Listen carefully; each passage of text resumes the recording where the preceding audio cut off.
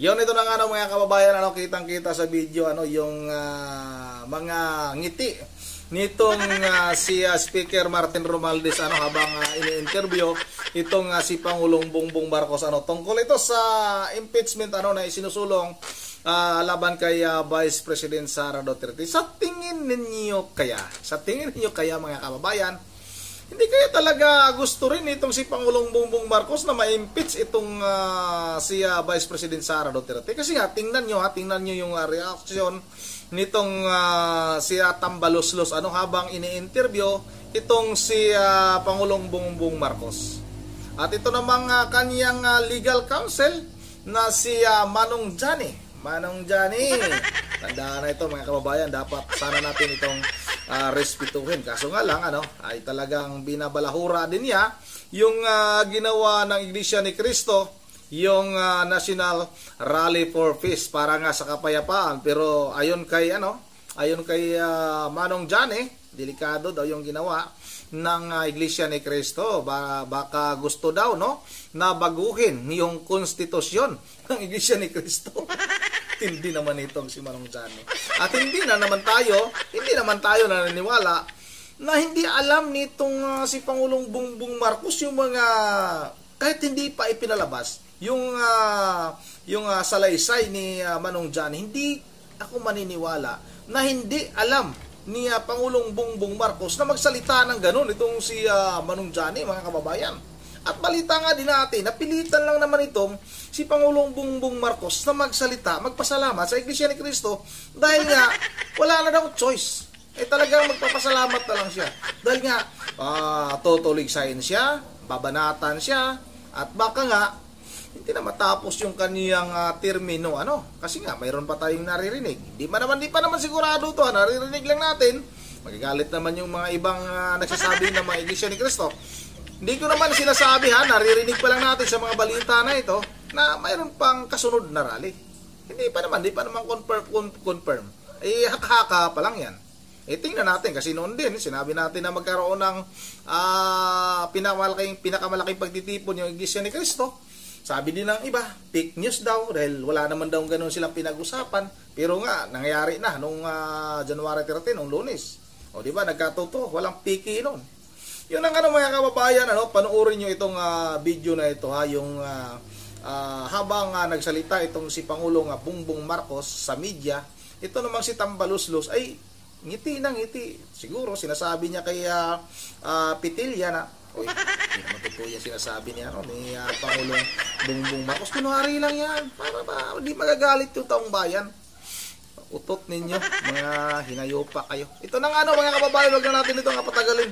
Sabay-sabay na natin itong panoorin.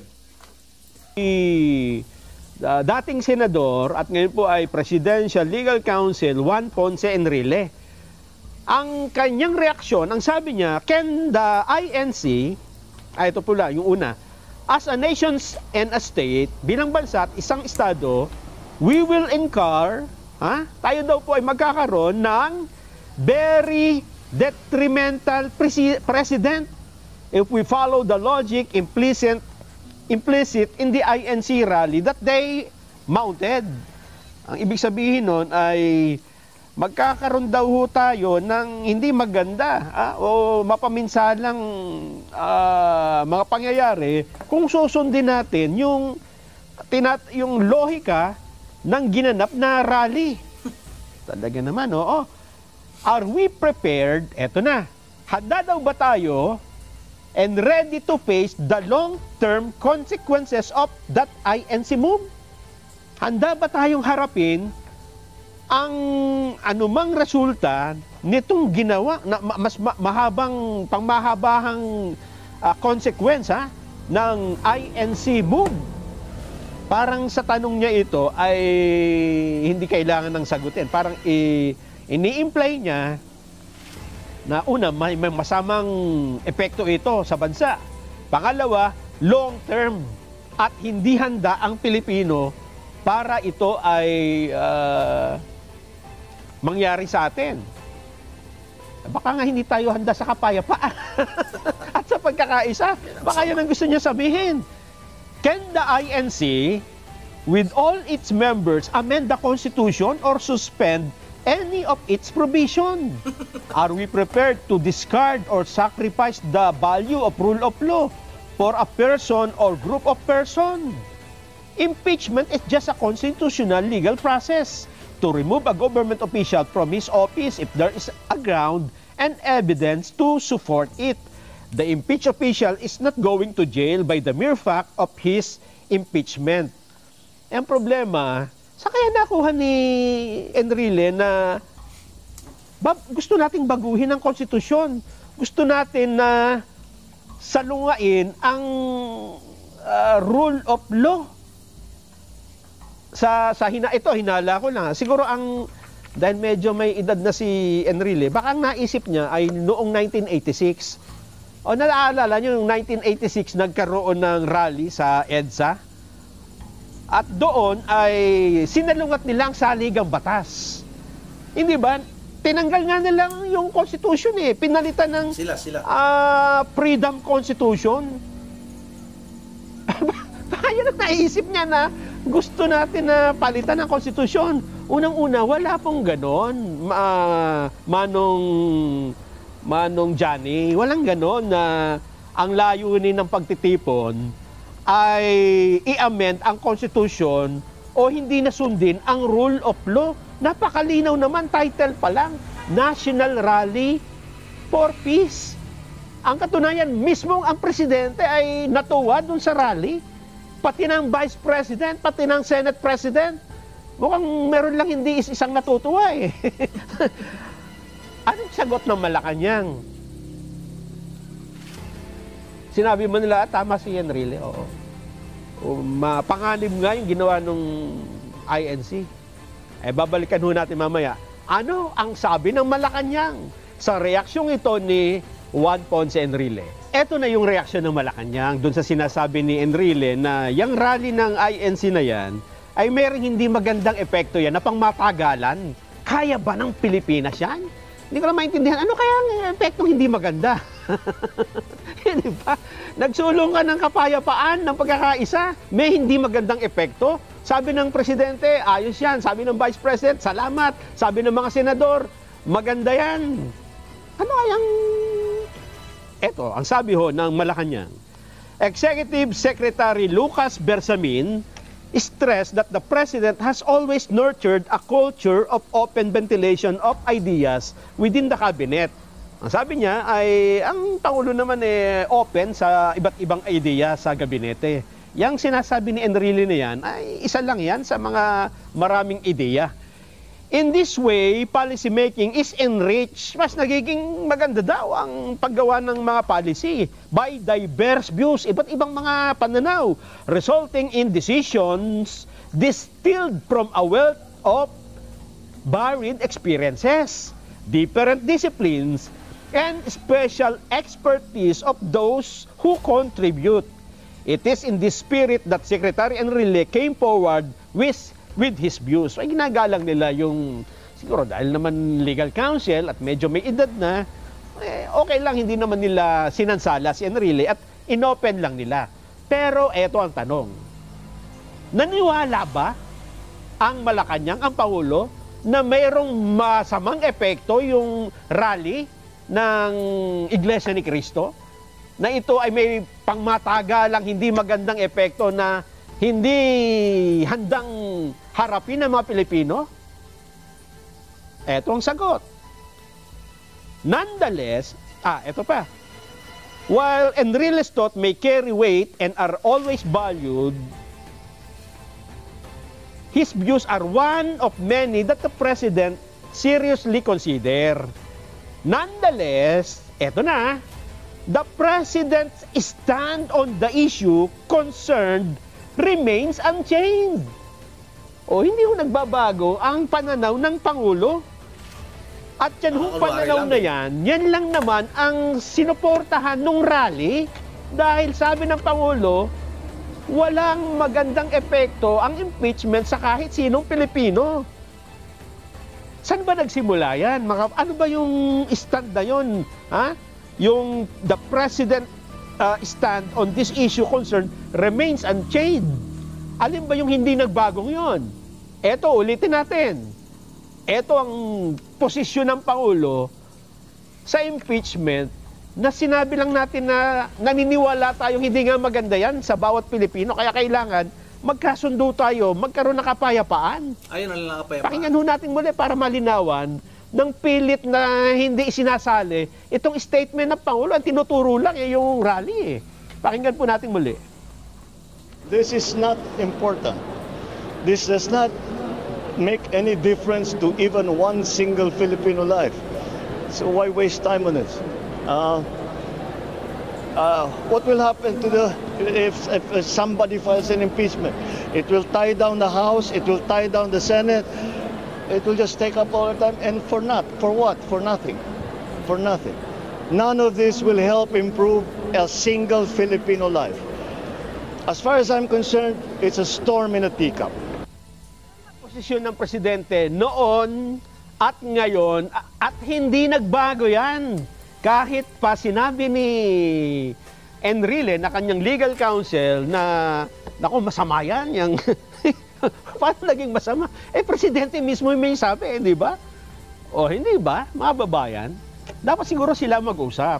Pero balagay ko, nag-usap na nga eh. At nalaman na nga ng Pangulo yung stand ni Enrile tungkol sa issue. Ang sabi ni Executive Secretary Lucas Bersamin ay hindi nagbago yung posisyon ng Pangulo. So walang bearing, ha? Hindi pinaniwalaan yung sinasabi ni Enrile na mapanganib yan.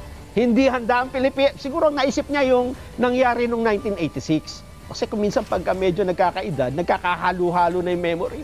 Naisip niya siguro yung ang daming rally noong 1986, nakita niya na hindi naman maganda ang epekto pang matagalan, di ba? Nagkaroon tayo ng brownout noong araw na yon, di ba? Noong panahon na yon, mahabang panahon, napabayaan ng agrikultura.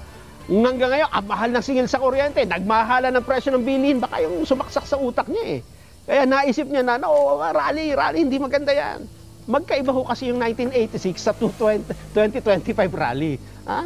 Yung panahon ninyo, nung ginawa niyo yung rally, nilabag niyo yung saligang batas. Tinanggal niyo nga yung presidente noon, di ba?